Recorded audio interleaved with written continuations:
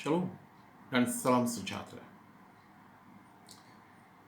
Mungkin kamu pernah bagi nasihat atau amaran kepada ahli keluarga ataupun kawan-kawan tentang seseorang.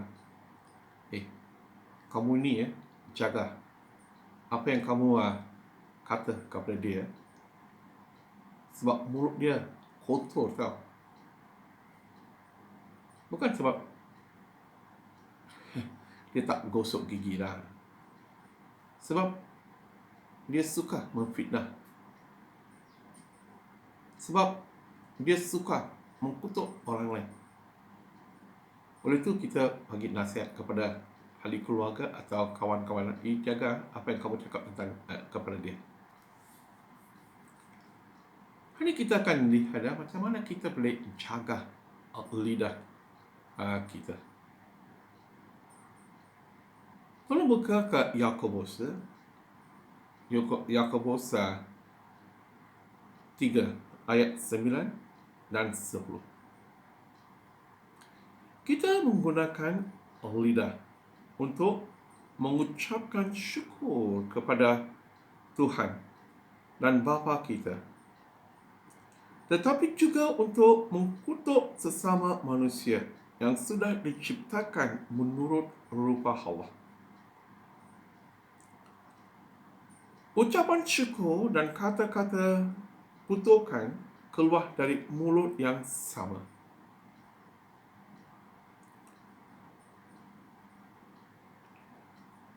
Saudara-saudaraku, saudari-saudariku, perkara ini tidak seharusnya berlaku. Ini satu nasihat daripada Yakobus kepada kita. Saya pernah dijemput untuk melawat seorang. Dia bukan dari gereja Anglican, tapi saya dijemput untuk melawat. Bila saya pergi ke rumah itu, hanya seorang saja yang di dalam rumah, seorang saudari. Bila saya kenalkan diri, dia pun pastor datang, masuk. Saya pun masuk . Dari masa saya masuk ke dalam rumah dia, dia telah kongsi dengan padri tentang kehidupan rohani dia. Dan dia pun telah kata kepada padri, padri, saya boleh cakap dalam bahasa roh tahu. Saya akan puji Tuhan kalau kamu diberkati oleh Allah Bapa untuk cakap dalam bahasa roh, puji Tuhan. Dan selepas itu dia kata, saya boleh menyanyi dalam bahasa roh tahu, padri. Puji Tuhan. Dia masih seorang saudari yang muda. Saya ingat tak sampai 30 lah. Umur dia tak sampai 30. Itu pun sudah, bila padri melawat dia, lebih kurang pukul 4:30. Dan semasa kita masih cakap, tiba-tiba dia terus berdiri. Saya kata, mengapa mana kamu nak pergi? Dia terus pergi dan dia berdiri dekat pintu rumah dia. Dan dia terus marah seseorang di luar rumah dia. Saya pun terkejut. Baru saja dia cakap, dia telah kongsi dengan saya. Dia bercakap dalam bahasa roh, dia boleh nyanyi dalam bahasa roh. Kata-kata dia, saya pun tak boleh dengar. Kotor.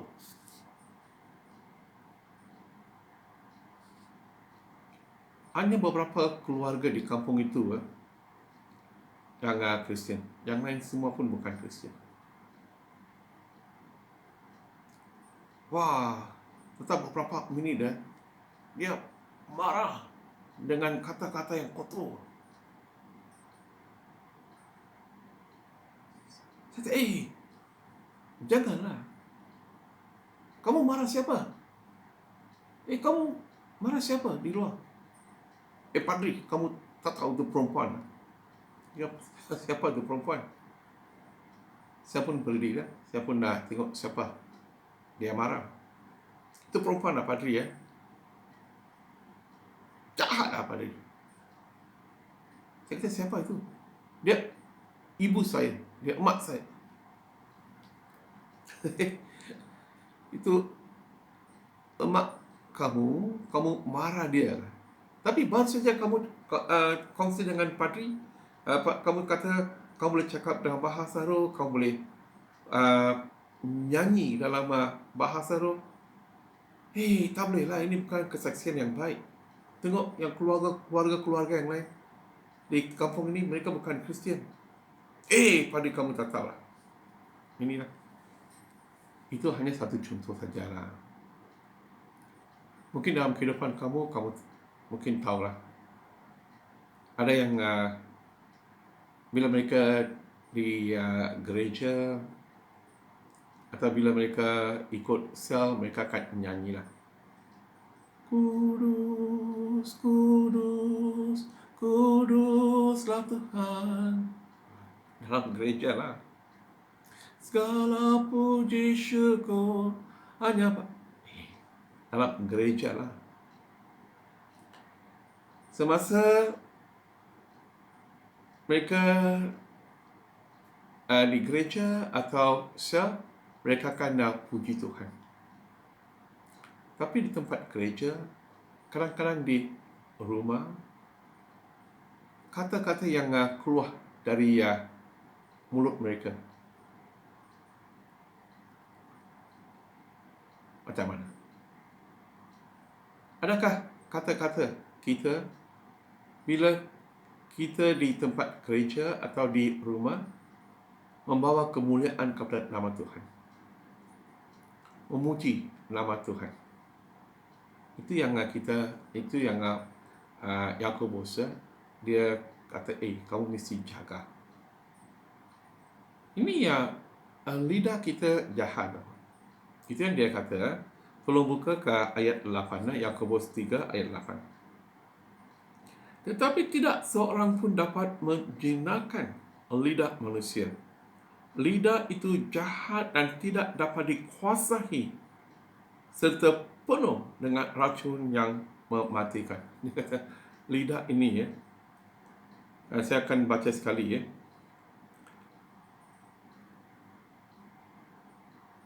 Tetapi tidak seorang pun dapat menjinakkan lidah manusia. Tidak dapat menjinakkan lidah manusia. Memang kita tahulah dalam kehidupan kita, bila kita naik marah, macam-macam yang kita boleh cakap. Jadi kita mesti mau jaga. Ini kita mesti sebagai anak Kristus, kita mesti gunakan lidah untuk apa? Tolong buka ke Efesus. Tolong buka ke Efesus 4. Efesus 4 ayat 29. Janganlah gunakan kata-kata kotor dalam percakapan kamu. Janganlah. Ini adalah ajaran Alkitab. Inilah adalah ajaran Yesus. Kita baca, janganlah gunakan kata-kata kotor dalam percakapan kamu. Ini Paulus, dia telah dalam surat dia kepada jemaah di Efesus. Dia bagi nasihat seperti Yakobus. Itu bukan Paulus dan Yakobus yang memberi kita nasihat. Itu adalah ajaran Yesus. Itu adalah ajaran Roh Kudus melalui mereka kepada kita. Dia kata, janganlah gunakan kata-kata kotor. Jangan. Dia kata, jangan gunakan kata-kata yang kotor. Sikit pun tak boleh. Sikit pun tak boleh. Gunakan kata-kata yang membina. Dia kata, kita mesti gunakan lidah kita. Kita mesti gunakan kata-kata kita untuk membina. Itu yang dia kata ni, ya. Dan memberikan pertolongan supaya apa yang kamu katakan mendatangkan kebaikan kepada mereka yang mendengarnya. Ini bila kita cakap, ini kata-kata kita mesti membina kehidupan orang yang mendengar kita. Apa yang kita kata mesti membawa kebaikan kepada orang yang mendengar apa yang kita kata. Ini adalah ajaran Alkitab. Ini kita mesti menjaga. Kita mesti menjaga apa yang keluar dari mulut kita. Kita mesti menjaga. Itu yang nasihat kita. Dia kata, jangan gunakan lidah kamu, kata-kata kamu untuk mengutuk orang lain, memfitnah orang lain. Jangan gunakan kata-kata yang kotor. Kadang-kadang kita menggunakan kata-kata yang kotor. Kadang-kadang kita gunakan kata-kata untuk menghina orang lain. Kadang-kadang apa yang kita kata boleh menghancur kehidupan sesuatu keluarga.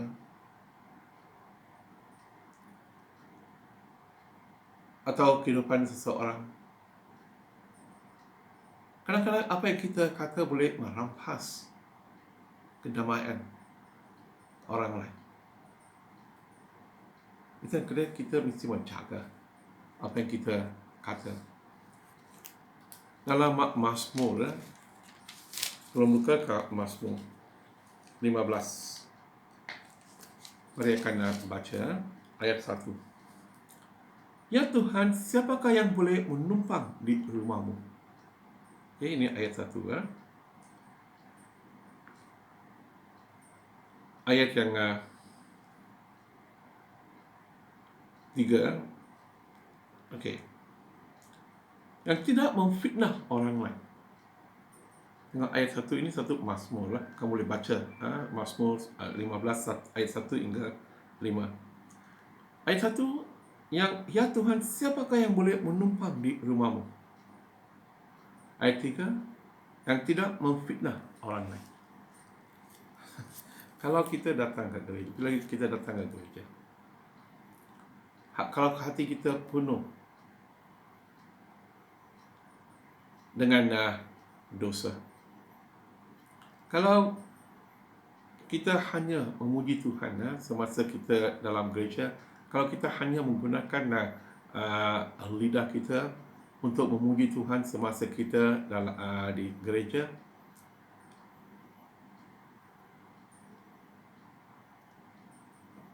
apa guna? Betul. Kita mesti menggunakan lidah kita bukan sahaja dalam gereja untuk memuji Tuhan, sama di tempat di keluarga, di tempat gereja. Kita mesti menggunakan lidah kita untuk menggalakkan orang lain, untuk kebaikan orang lain, untuk membina orang lain. Tapi Yakobus kata, siapa boleh menjinakkan lidah? Memang susah nak menjinakkan lidah kita. Itu lidah kita memang jahat.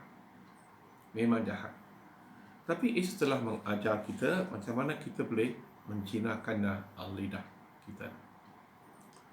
Tolong buka ke Matius 12 ayat 34. Hai kamu, orang jahat. Bagaimanakah kamu dapat mengatakan perkara-perkara baik padahal kamu ini jahat? Kalau orang itu jahat, mereka mesti akan kata apa yang jahat. Ya. Orang mengucapkan apa yang tergandung di dalam hati. Itu kata, apa yang ada dalam hati akan keluar melalui kata-kata seseorang. Kalau hati seseorang jahat, apa yang mereka kata pun akan menghancur kehidupan orang lain. Mereka akan memfitnah orang lain.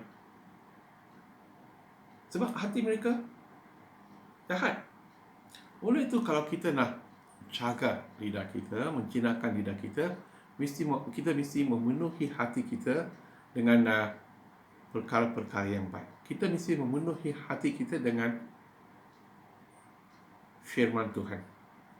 Kalau hati kita suci, kalau hati kita baik, apa yang kita kata pun mungkin mesti kata-kata yang baik. Kalau hati kita jahat, apa yang kita kata pun mesti jahat. Oleh itu, hati kita mesti jaga. Oleh itu, kita mesti minta Tuhan untuk mencuci hati kita. Kita mesti menjaga apa yang kita masuk ke dalam hati kita.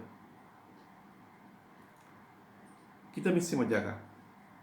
Dan kita mesti berdoa. Sebab setiap hari kita mesti doa, Tuhan, bersihkanlah hati saya. Penuhilah hati saya dengan perkara-perkara yang baik, yang kudus, yang suci. Kita mesti baca firman Tuhan. Dan kalau kita buat macam itu, seperti apa dia kata, kalau hati baik, kata-kata pun akan, apa yang kita kata pun mesti baik. Kalau hati jahat, apa yang kita kata pun mesti jahat.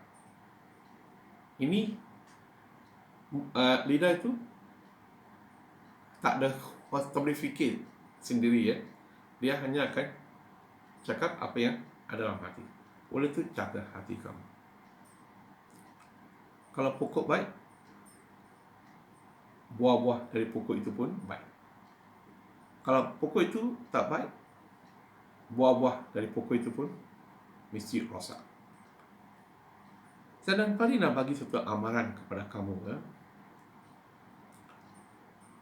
Kepada orang yang suka memfitnah orang lain, kepada orang yang suka mengkutuk orang lain.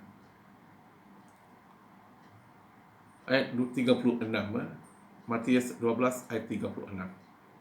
Ketahuilah bahawa pada hari kiamat, setiap orang yang harus mempertanggungjawabkan tiap-tiap kata yang tidak seharusnya diucapkan. Kita mesti, Tuhan akan tanya kita mesti bertanggungjawab untuk tiap-tiap kata yang kita kata. Boleh hari kiamat Tuhan akan tanya, kamu cakap macam tu, kamu telah dengan kata-kata kamu telah menghancurkan masa depan jiran kamu. Kamu telah menghancurkan masa depan kawan kamu, anak saudara kamu. Dengan kata-kata kamu telah menghancurkan keluarga, jiran kamu. Tuhan akan tanya. Jangan ingat kamu boleh cakap apa-apa saja dan kata, ini mulut saya, ini lidah saya boleh cakap apa-apa saja. Jaga kamu ni, ya. Mungkin orang yang dengar apa yang kamu kata tak boleh buat apa-apa kepada kamu, tapi kamu mesti bertanggungjawab untuk setiap kata-kata yang keluar dari mulut kamu pada hari kiamat. Tuhan akan tak masuklah. Mungkin orang yang telah dengar dia lupa, tapi Tuhan akan masuk dalam rekod dia apa yang kita kata. Boleh kita mesti menjaga mulut kita. Ini adalah tanggungjawab kita sebagai Kristian. Kita mesti gunakan mulut kita, lidah kita bukan saja untuk memuji Tuhan. Kita juga menggunakan mulut kita, lidah kita untuk menggalakkan orang lain, untuk kebaikan orang lain. Ada orang yang suka memfitnah. Mereka suka melawat kawan-kawan. Setiap kali mereka melawat, mereka suka cakap tentang orang lain. Kalau ada orang macam itu yang datang ke rumah, jangan bagi mereka kopi. Jangan bagi mereka air pun. Jangan biar bagi mereka masuk ke dalam rumah kamu. Sebab bila mereka masuk, mereka bawa roh yang jahat ke dalam keluarga kamu. Kalau kamu tahu ada kawan-kawan kamu yang suka fitnah, cakap sesuatu tentang orang lain yang tak baik, cakap sesuatu yang tak baik tentang orang lain, jangan biar mereka masuk ke dalam rumah. Kalau mereka cakap pun kata, tolong jangan cakap. Kita boleh cakap tentang perkara-perkara yang lain. Tolong jangan cakap tentang orang lain. Bagi tahu kepada mereka. Kalau mereka terus, lain kali jangan jemput mereka masuk dalam rumah. Itu adalah untuk kebaikan kehidupan rohani kamu sendiri dan untuk kebahagiaan keluarga kamu. Ingat, kita mesti gunakan lidah kita untuk memuji Tuhan, untuk memberi syukur kepada Tuhan, untuk menggalakkan orang lain, untuk kebaikan orang lain. Kalau kita nak buat itu, hati kita mesti suci. Jaga hati kamu. Tuhan memberkati kamu. Dalam nama Bapa, Anak, dan Roh Kudus. Amin.